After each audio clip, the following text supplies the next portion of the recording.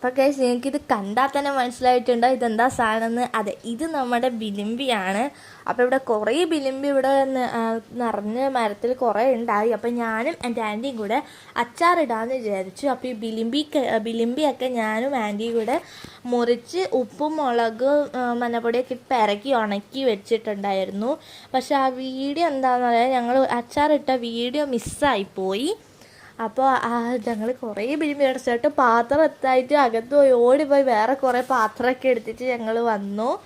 കുറേ ബിലിമ്പി ഉണ്ടായിരുന്നു അവിടെ മണങ്ങിയും കുനിഞ്ഞും ഒക്കെ ഞങ്ങളവിടെ പറിച്ചുകൊണ്ടിരിക്കുകയാണ്. അപ്പോൾ ഞങ്ങൾക്ക് ഇപ്പോൾ ഒരു സഞ്ചിയിൽ കൂടുതൽ ബിലിമ്പി കിട്ടിയിട്ടുണ്ട്. അപ്പോൾ നിങ്ങൾ കഴിക്കുന്ന തന്നെ മനസ്സിലാവും ഭയങ്കര പുളിയായിരുന്നു എന്ന്.